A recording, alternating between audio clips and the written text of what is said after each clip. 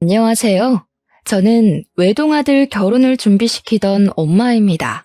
좋은 날일 줄로만 알았던 아들의 결혼이 쑥대밭으로 마무리되었던 사연을 들려드리고자 해요. 아들이든 딸이든 자식을 시집장가 보내는 건 꽤나 걱정도 되고 긴장도 되잖아요. 그런 수많은 감정 중에서 단연 독보적인 마음은 우리 자식들이 좋은 배필 만나서 행복하길 바라는 마음이 아닐까 해요. 그런데 만약 내 새끼의 앞날이 벼랑 끝으로 내몰린 걸 부모가 직접 목격했을 때 다들 어떠실 것 같으세요? 제가 그랬네요. 지금 다시 생각해도 살 떨리는 그간의 경험. 지금부터 들려드릴게요. 저희 집안은 남들 사는 만큼 비슷하게 사는 형편입니다. 저는 남편이랑 함께 김치찌개 사업을 해서 먹고 살 만큼 지내왔어요. 저희 부부 사이에는 자랑스러운 아들도 하나 있었는데 아들은 시키지 않아도 알아서 잘 커서 의사가 되었습니다. 자녀가 결혼 정년기에 접어들면 부모 되는 입장에선 어느 정도 언젠가 내 자식이 배필을 데리고 오겠지 생각하잖아요. 저희 아들이 일한 지 5년 만에 같은 병원에서 일하는 간호조무사와 눈이 맞았는지 둘이서 벌써 결혼을 약속했다고 말해주더라고요. 시간이 되면 소개해준다길래 저희는 일부러 하루만 장사를 일찍 마감하고 아들과 예비 며느리를 만났습니다. 아들이 우리한테 예비 며느리를 소개했을 때만 해도 이미 우리 아들이 예비 며느리에게 푹 빠져 있다는 게 느껴졌어요. 아들이 좋아하는 여자가 생겼다고 말한 적은 그때가 처음이라서 남편이랑 제가 신기해하면서도 한편으론 아쉽기도 했습니다. 그래도 예비 며느리는 아들이 칭찬했던 것처럼 엄청 참하고 똑부러져 보였어요. 어른들이 좋아할 타입 같았고 일을 잘할 것처럼 보이기도 했죠. 게다가 대화를 하다 보니 집안 형편에 대해 좀 알게 되었는데 저희 집과 다르게 어마어마한 부자더라고요. 일단 예비 사돈네가 당시 30억짜리 아파트에 살고 있다고 했습니다. 그걸 듣자 예비 사돈 쪽에서 과연 우리 형편을 만족하실까 걱정이 되더라고요. 어쩌나? 우리는 아가씨네 집안처럼 그렇게 잘 살진 못하는데. 아가씨 말 들어보니까 부모님이 꽤 부자인 것 같네요. 우리가 그쪽 형편에 맞게 혼수를 맞춰줄 수 있을지 모르겠어요. 부담 갖지 마세요, 어머님. 저희 부모님 정말 쿨하신 분이거든요. 그리고 제가 괜찮다고 하면 별도 따다 주실 분들이라 걱정 안 하셔도 돼요. 부담이 안 될 수가 있겠나요? 사랑은 둘이 하는 거라지만 결혼은 결국 집안 문제나 다름없는 거거든요. 집안 형편이 과하게 차이나면 분명 어딘가 문제가 생기기 마련이란 걸 보고 들은 게 많아서 걱정되었어요. 그래도 둘이 너무 좋다니까 저랑 남편이 딱히 거절하진 못했습니다. 아들을 실망시키기 싫었어요. 부모가 되어서 어쩌면 아들에게 해줄 수 있는 마지막 지원일지도 모르는데 마지막까지 아들이 원하는 삶을 선택해서 살 수 있도록 돕고 싶었습니다. 그렇게 아들의 결혼 준비는 쭉쭉 진행이 되었어요. 상견례 날짜는 꽤 빠르게 잡혔습니다. 남편이랑 저는 아들이 해준 옷을 입고 최대한 단정한 차림으로 상견례에 참석을 했어요. 상견례 위치는 예비 사돈네가 먼 길을 못 오는 사정이라고 해서 밑지방에 사는 저희가 윗지방으로 올라가는 걸로 합의봤죠. 그렇게 도착한 상견례장에서 저랑 남편은 경악을 금치 못했어요. 장소는 깔끔한 횟집이었는데 예비 사부인 옷차림은 그에 맞지 않는 화려한 차림이더라고요. 상견례에서 정답인 복장은 없다고 하지만 레깅스에 미니스커트에 뾰족 구두는 좀 아니지 않나요? 아무리 그래도 자기 딸인 예비 신부보다 튀는 옷이 말인가요? 바깥 사도는 나름 멀쩡한 차림이었는데 저러고 나온 사부인을 말리지 않은 것 보면 바깥 사돈도 생각의 관점이 일반적이진 않은 것 같았습니다. 물론 제가 보수적인 편이라 그렇게 봤을 수도 있겠죠. 남들은 어떻게 생각할지 모르겠지만 일단 제 눈에는 사부인 행색이 너무 이상했어요. 처음부터 좀 많이 놀라서 표정 관리가 잘 안 되었습니다. 남사스러워서 저희 남편도 사부인을 잘 못 쳐다봤어요. 사돈 쪽에서 먼저 인사를 건네길래 저희도 그제야 웃음을 걸치고 악수를 받아주었네요. 그나마 다행이었던 건 두 분 성격이었습니다. 두 분 다 성격이 그리 모난 것 같지 않더라고요. 특히 사부인은 사근사근 잘도 웃었는데요. 친화력도 장난이 아니라서 삭막한 테이블 분위기를 금세 띄워주더라고요. 우리 사위들 총각이 인물이 참 좋더라고요. 누굴 닮았나 했더니 박가사돈이랑 정말 판박이네요. 제가 관상을 좀 잘 봐요. 박가사돈 보니까 젊은 시절에 여자 꽤나 울리셨겠는데요. 정말 사부인 같은 여자 아니면 박가사돈 인물 감당할 여자 없겠어요. 아, 칭찬 감사합니다. 근데 제가 젊을 때는 그리 인물이 좋았던 편이 아니라서 오히려 아내 마음 얻는 게 어려웠었어요. 아내가 정말 인기 많았거든요. 남편은 사부인의 과하면서 가벼운 칭찬에 몸둘 바를 몰라 했습니다. 사부인 때문에 초면인데도 우리 사이의 분위기가 어색하진 않았어요.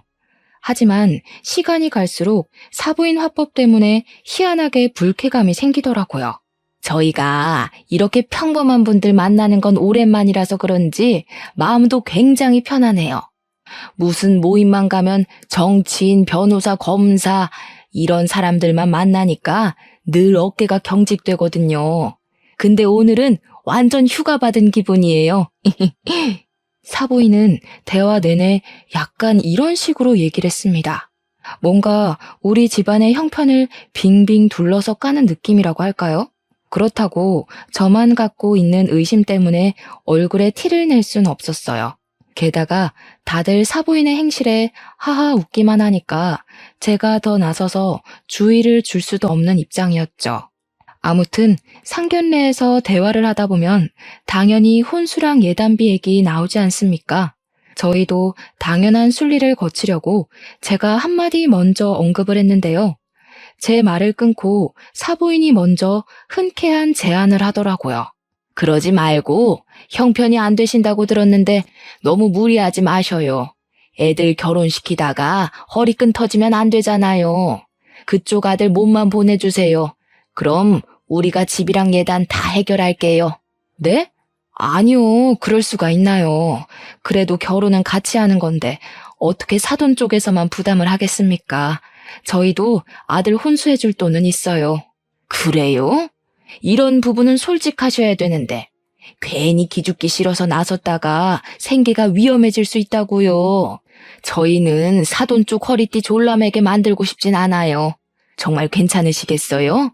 솔직히 예의를 갖춰도 어쩔 수 없이 기싸움을 하는 자리가 상견례 자리 아닙니까? 그런데 사부인은 기싸움은커녕 대놓고 저희 형편을 무시하는 것 같았어요. 사부인이 저렇게까지 거침없이 발언하는데 감정이 안 상할 리가 없지 않겠어요? 여태까지는 아들 입장 생각해서 최대한 이해하고 넘겼는데 여기서 더 가만히 있으면 만만하게 보일 것 같더라고요. 그래서 제가 한마디 하려고 했더니 남편이 나서서 먼저 입을 열었습니다. 박가사돈이야말로 일 은퇴하셔서 쉬고 있다고 들었는데요. 저희는 허리 꼬부라질 때까지 돈 벌 수 있는데 사돈들은 지금부터라도 아끼셔야 하는 거 아닙니까? 돈 있다고 해서 그거 믿고 아낄 생각 못 하다간 가랑이 찢어질 수도 있을 텐데요. 이때 저 살짝 놀랐습니다. 남편이 누굴 조롱하는 것도 처음 들어봤지만 아무리 우리가 아등바등 돈 벌고 산다고 하더라도 부잣집 사돈에게 못 비빌 형편인데 남편이 당당하게 그런 소리를 해서 당황했어요. 저희 남편이 사태분간 못하고 말을 막 하는 사람은 아니거든요. 아니나 다를까 제 남편 도발에 사부인이 먼저 빵 터지고 바깥 사돈도 웃음을 풋 흘리더라고요. 아, 예. 제가 은퇴하기는 했죠. 걱정해 주셔서 감사하지만 사돈께서 걱정해 주실 정도는 아니네요. 이미 노후가 보장되어 있는지라. 사돈들 재밌으시다. 저희들 꽤나 쿵짝이 잘 맞을 것 같은데. 안 그래요? 저는 사위도 마음에 들고 사돈들도 너무 마음에 들어요. 사돈들께서도 저희 딸애랑 저희 좋아해 주셨으면 좋겠네요. 제 개인적인 생각이지만 상견례 내내 저희는 사돈네 즐거우라고 초청된 광대가 된 기분이었어요. 그렇게 이상한 기싸움만 주고받다가 얼렁뚱땅 상견례가 마무리되어 버렸습니다. 다시 지방으로 돌아가는 길이었는데 너무 기가 빨려서 잠만 잤네요. 나중에 예비 며느리한테 따로 전화가 왔는데 자기 부모님이 거침없이 말한 걸 대신 사과하더라고요. 죄송해요, 어머님. 아버님도 기분 많이 상하셨죠? 저희 부모님이 원래 필터링 없이 말씀하셔서 오해들 많이 하세요. 근데 진짜 절대 나쁜 뜻은 없었어요.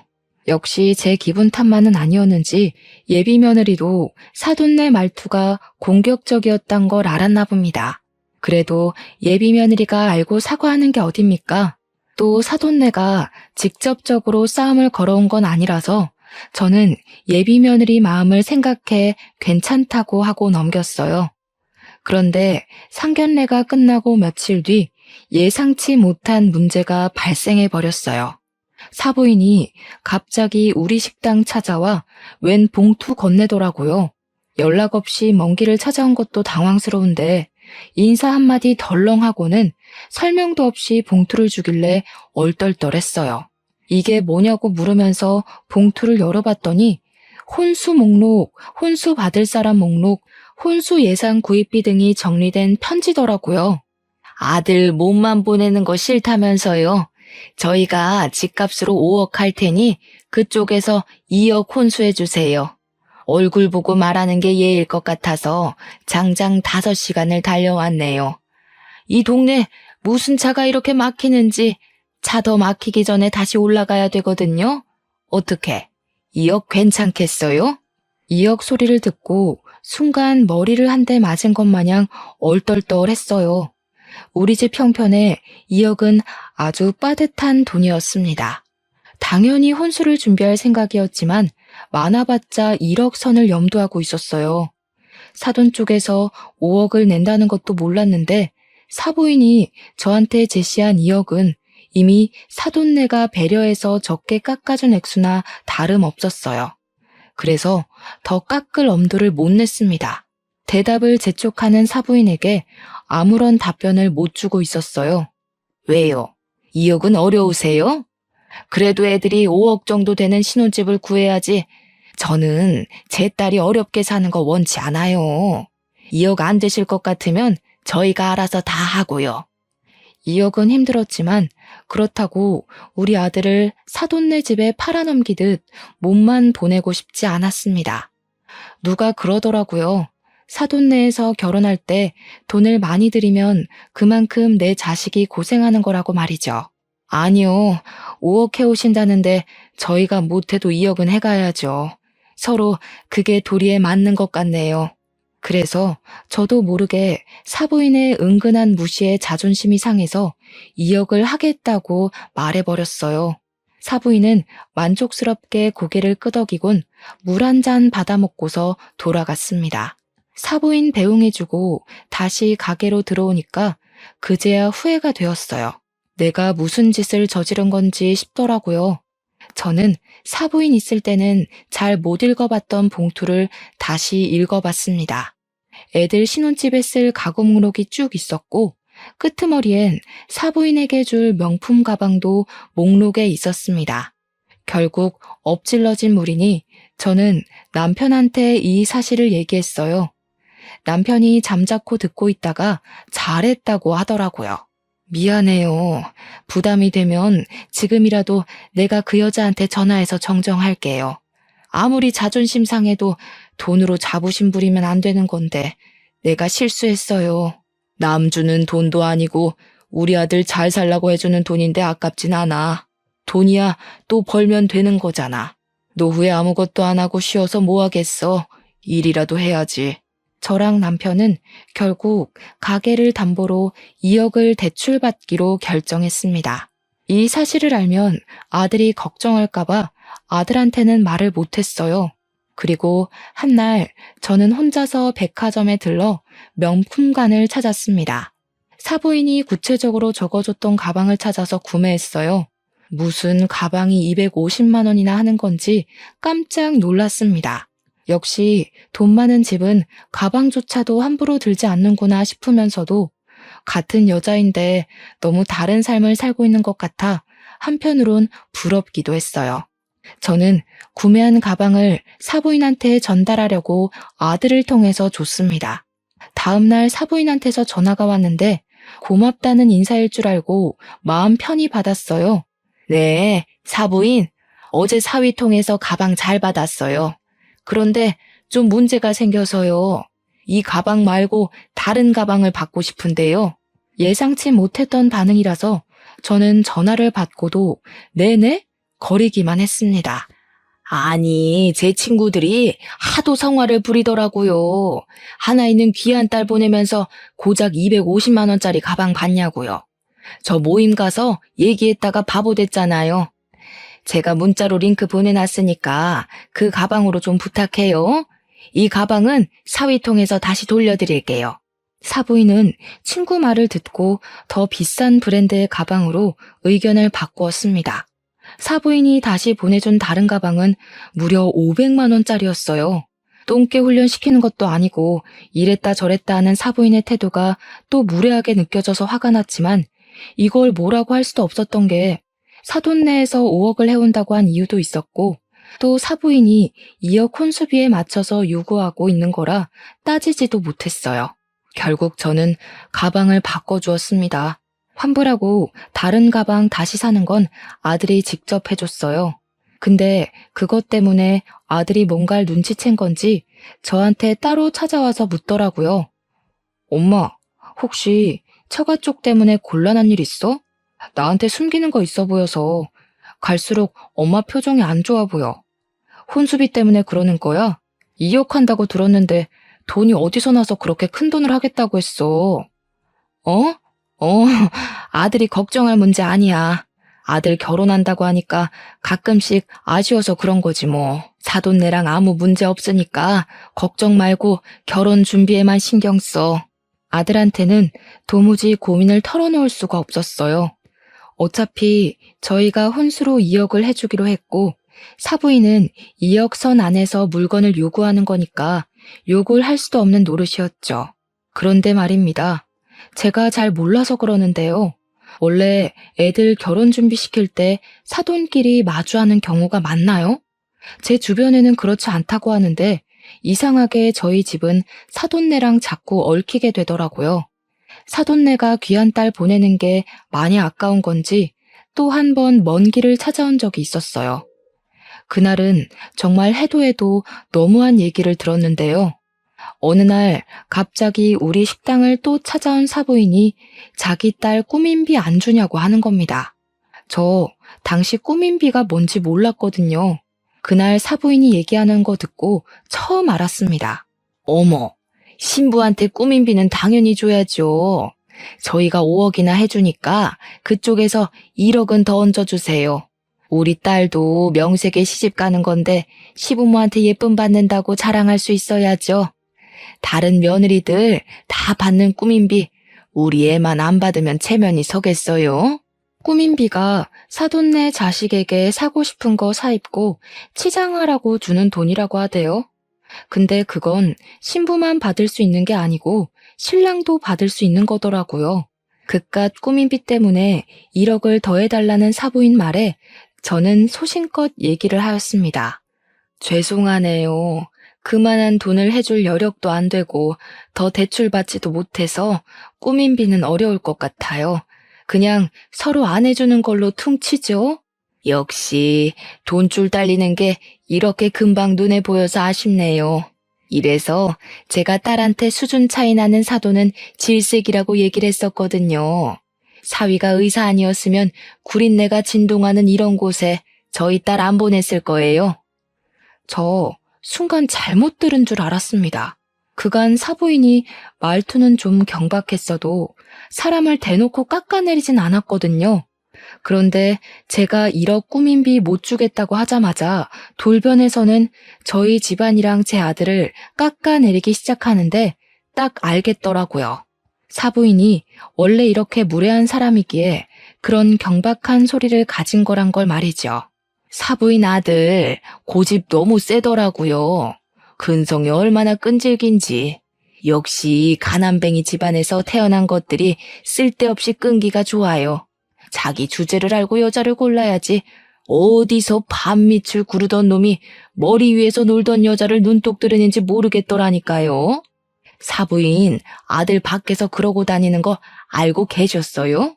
뭐라고요? 누가 발밑을 굴러요? 사부인, 지금 도가 지나치신 것 같은데요. 우리가 대단한 집안은 아니지만 그것 때문에 제 아들이 욕먹는 건 납득이 안 되거든요. 당장 사과하시죠. 어머나, 사과는 그쪽에서 하셔야죠.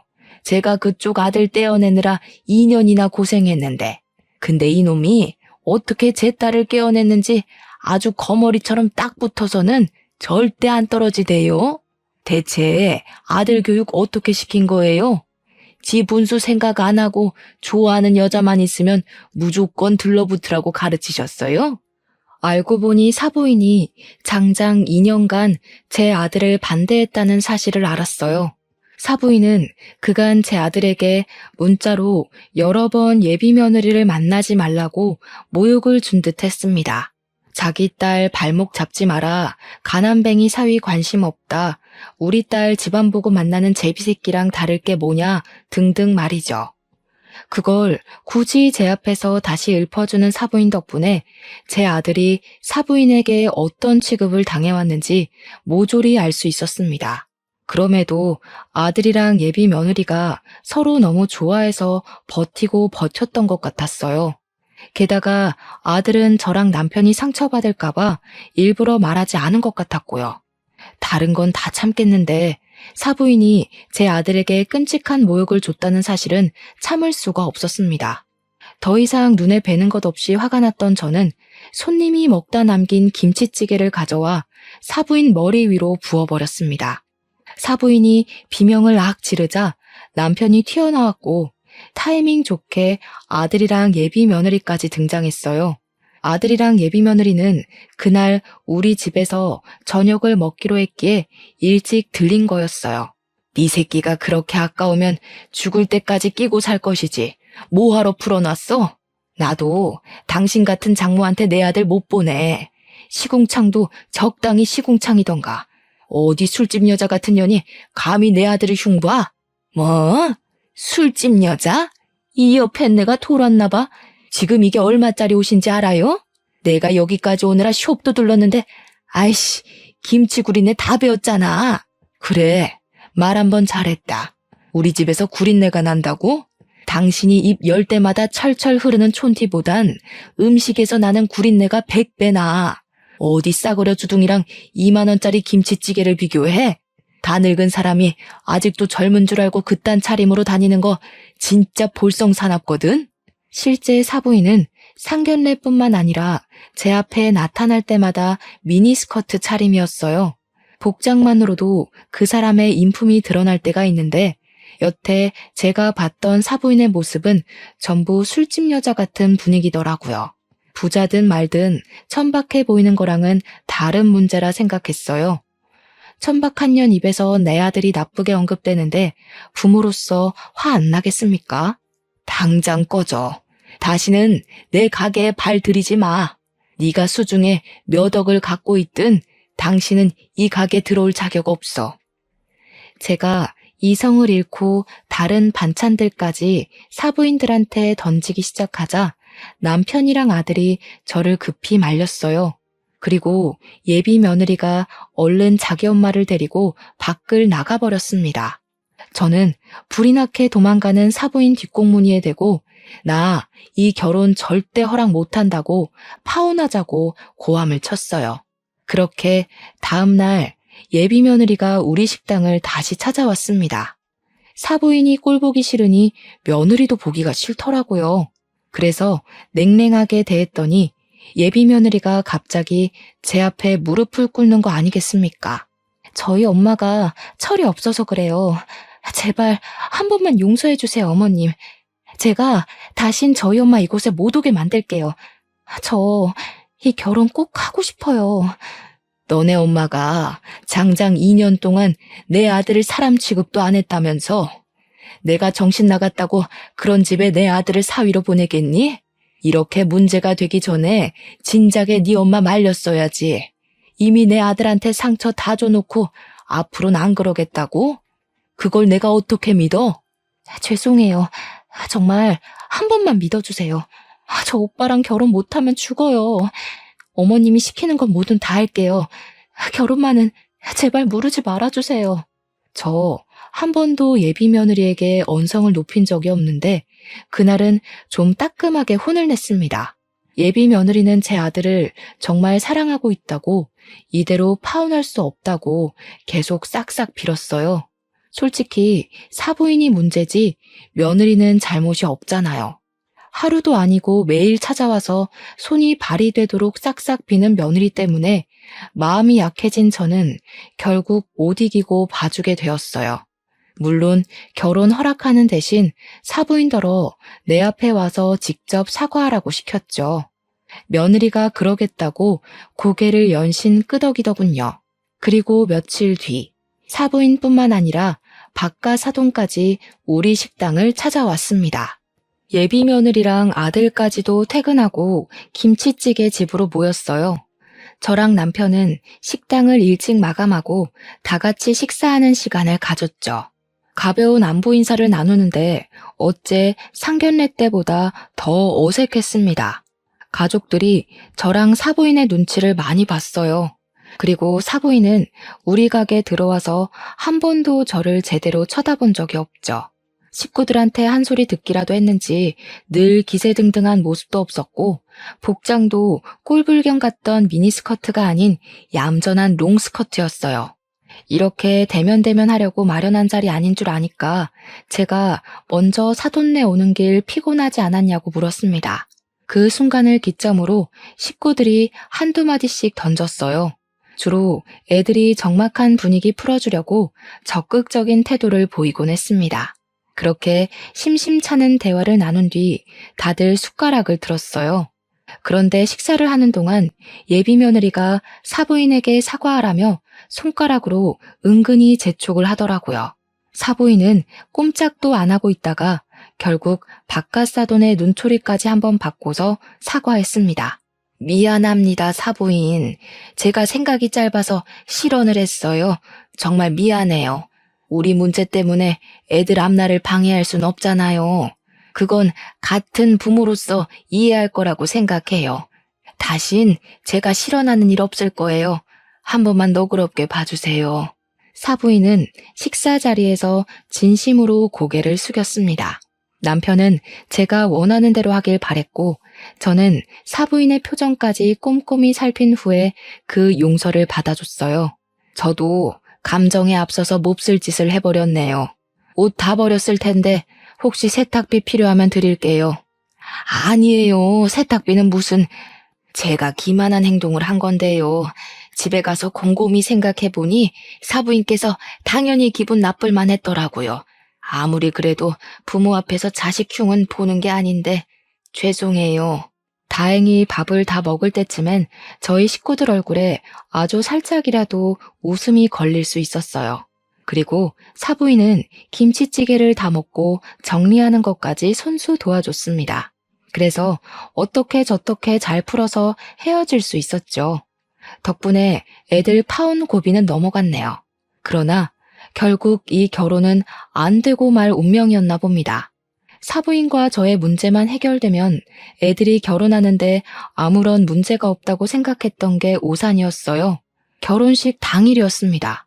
신부 측 하객에 넥타이 부대가 엄청나게 쏟아져 들어오는 듯 채워졌어요. 다 바깥 사돈이 직장 은퇴하기 전 인맥이라 하대요. 바깥 사돈은 은퇴를 했는데도 지인이 어마어마하더라고요. 근데 저희는 사업을 하는 사람치곤 상대적으로 하객이 적었어요. 그 모습 때문에 오히려 일을 하고 있는 남편이 바깥 사돈한테 살짝 기가 죽은 듯 했습니다. 잘 사는 집안인데 저 정도 인맥은 당연한 거죠. 너무 속상해하지 마요. 우리도 좌석은 다 찾는걸요. 괜히 아들한테 미안해서 그러지. 나도 직장을 다닐 걸 그랬나 봐. 끝까지 아들한테 든든한 아빠가 돼주고 싶었는데 좀 아쉽네. 남편은 한참 인사 오는 신부 측을 힐끔 보더니 끝내 자리를 지키지 못하고 잠깐 화장실 다녀온다며 자리를 비웠습니다. 아들도 남편의 처진 어깨를 보곤 괜히 마음에 걸려서 걱정했지만 하객들 때문에 인사한다고 자리를 뜨진 못했어요. 그렇게 한 10분 지났을 겁니다. 아들이 신부 한번 보고 오겠다고 자리를 떴고 저는 혼주석을 안내받아 그곳에 가서 앉았어요. 그런데 저 말고는 혼주석이 전부 공석이더라고요. 아직 시간이 좀 남았으니 그렇겠지 생각했는데 시간이 촉박해져 와도 혼주석엔 여전히 저만 있었습니다.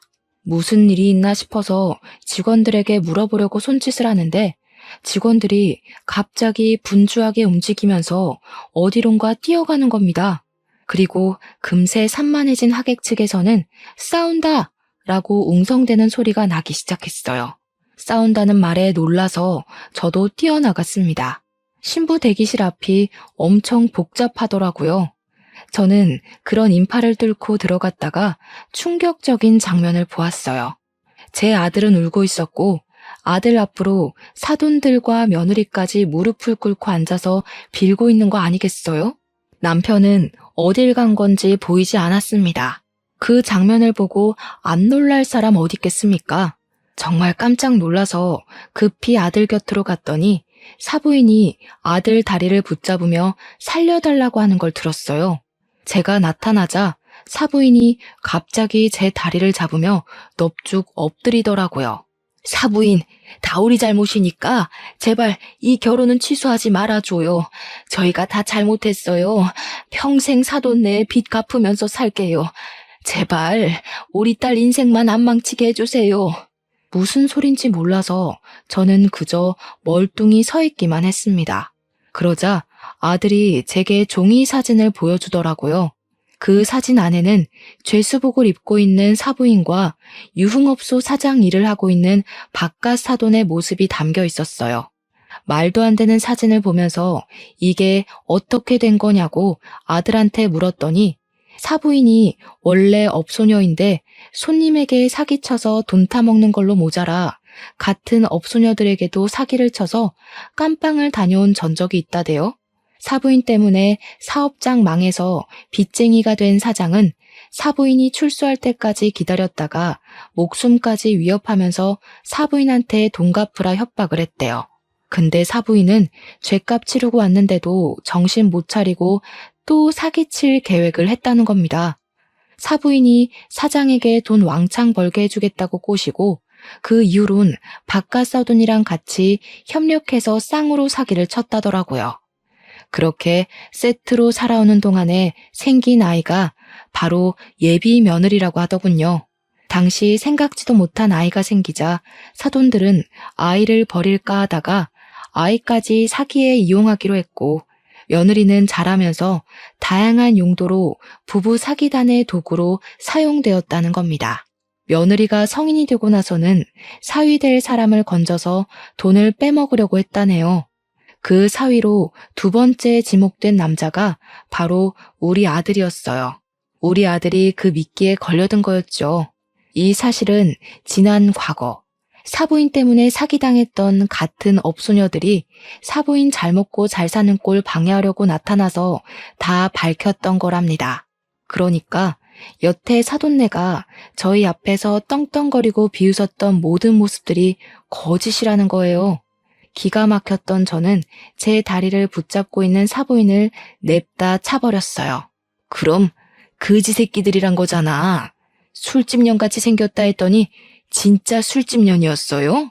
가진 것도 없으면서 어떻게 그런 배짱을 가질 수가 있어요? 우리 집 돈 훔쳐간 걸로 모자라 우리 시간도 진심도 다 기만하신 거네요. 잘 됐네. 이번엔 초범이 아니라서 깜빵밥 길게 먹을 수 있겠어요. 아니에요, 사부인. 저희 이번 결혼하면 나쁜 짓 다 청산하기로 했다고요.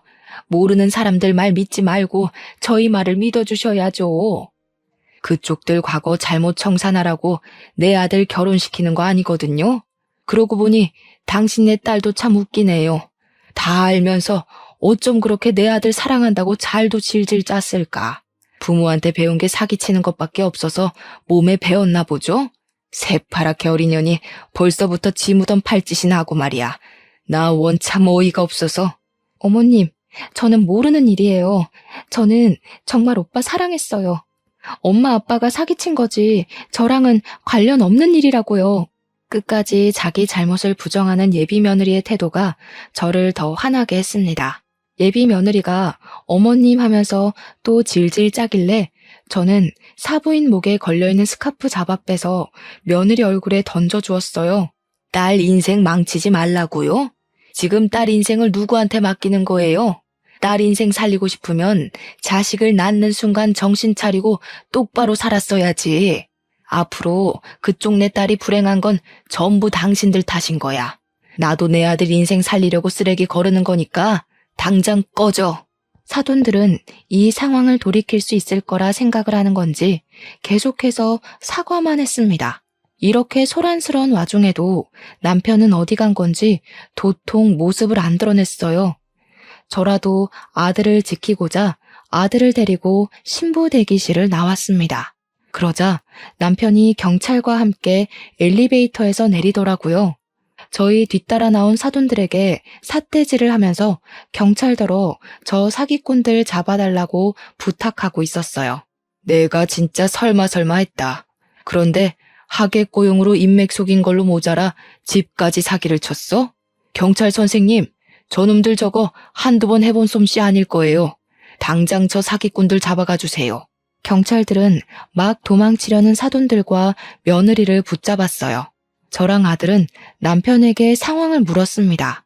그랬더니 남편이 하객 받다 말고 화장실을 갔을 때 무슨 얘기를 들었다고 하더라고요. 신부 측에서 넥타이 부대 전체를 하객 아르바이트로 고용했는데 고용하게 된 이유가 바깥 사돈이 우리 남편 번듯한 사업하고 있는 거에 기죽지 않으려고 되레 우리 남편 길을 꺾어주고 싶어서 그랬다네요. 그 사담을 듣고 바깥 사돈의 신원이 의심스러웠던 남편은 아는 지인 부동산에 개인적으로 전화해서 사돈이 산다는 아파트 주인이 누군지 알려달라고 부탁했다 했습니다. 아파트를 바로 알아본 것은 사돈들이 뭐만 하면 아파트 자랑을 그렇게 했었거든요. 그 아파트가 워낙 유명해서 사돈네 동네에선 그 아파트 이름 대면 부자라는 게 증명이 되는 셈이라더라고요. 그래서 남편이 가장 먼저 부동산을 알아봤던 겁니다. 남편 지인은 아는 사람 부동산을 건너 2달이 넘긴 부동산을 연결하여 집주인을 알아봐줬어요. 황당하게도 사돈네가 산다는 아파트엔 집주인이 따로 있었습니다. 그리고 거기 새들어 살고 있는 사람들이 사돈네였어요. 그러니까 이런 거죠. 사돈네는 우리한테 집안 재력을 속이기 위해 단기로 이사를 했던 겁니다. 아들이 자기 처가에 인사 간다고 한번 들어가 봤다던 그 30억짜리 아파트는 그들이 빚을 내서 보증금 3억에 월세 400만 원으로 들어가 있던 거였어요. 심지어 빚을 낸 것도 다 사채라네요. 일부는 우리한테 돈을 빼내서 갚았다더군요. 그리고 나머지 빚은 애들 결혼시킨 뒤에 저랑 남편의 자존심을 좀 더 긁어서 계속 돈을 빼낼 작정을 했던 겁니다. 너무 기가 막혀서 저는 경찰들이 연행해가는 그들 앞길을 막았어요.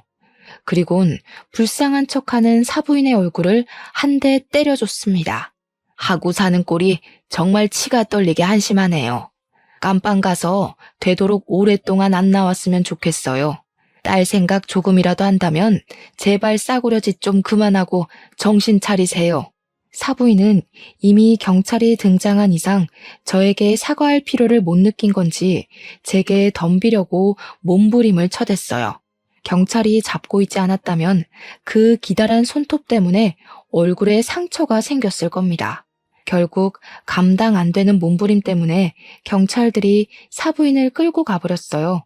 바깥 사돈은 쪽팔린 줄 아는 건지 아무 말도 못하고 묵묵히 끌려갔습니다. 그런데 예비 며느리가 또 끈질기더라고요. 저랑 남편이 사돈들을 보내버리는 동안 예비 며느리는 제 아들에게 매달려 애원하고 있었어요. 오빠, 내 진심 오빠가 제일 가까이서 봤잖아. 내가 정말 연기하는 것 같았어? 오빠한테 보여준 내 마음 다 진심이야. 엄마 아빠는 진짜 나랑 상관없다니까. 그러니까 무섭다는 거야. 내 눈엔 네가 의심할 곳 없는 좋은 여자로 보였는데 나 만나기 전에 다른 남자 꼬드겨서 돈 빼먹었다면서 나한테 똑같은 수법으로 접근한 거 아니야? 그런데 나한텐 진심이라고. 네 낯짝을 다 알아버렸는데 내가 널 어떻게 데리고 사냐? 그러지 마. 도대체 어떻게 하면 믿어줄 건데? 전에 실수한 건 철이 없어서 그랬던 거야. 그때랑 지금은 내 마음이 완전히 다르다고. 예비 며느리가 처절하게 아들을 붙잡고 우는데도 그런 며느리를 보는 아들의 시선은 이미 싸늘했습니다. 아들은 곧 며느리 목에 걸린 목걸이를 사정없이 잡아 뺐어요. 그 목걸이도 분명 우리 집에서 해준 혼수비에서 해먹었을 거거든요. 너 같은 싸구려한텐 명품 목걸이가 안 어울린다.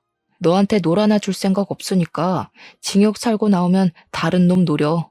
네 부모나 너나 다시 한 번 더 우리 가족 눈에 띄면 2배, 3배로 갚아줄 테니까 각오하고. 아들이 그대로 돌아서자 경찰이 알아서 예비 며느리를 잡아갔어요. 실내에서 쩌렁쩌렁 울리는 예비 며느리 목소리 때문에 다른 하객들까지 인상을 찌푸렸습니다. 그렇게 잡혀간 그 사람들은 전적까지 곱빼기로 쳐서 사귀제 형벌을 받게 되었어요. 부디 그 안에서 오래오래 살길 바랄 뿐입니다. 저희는 일상을 회복했어요. 물론 겉으로는 그렇죠. 이미 상처받은 마음을 완전히 회복하는 것이 참 어렵더라고요. 특히 우리 아들 속이 말이 아닌 것 같았어요. 아들이 예비 며느리를 처음 소개해 주었을 때 예비 며느리를 보던 아들 눈빛을 아직도 기억하고 있는데요. 그렇게 많이 좋아했던 사람에게 당하는 배신은 잘 잊히지도 않잖아요.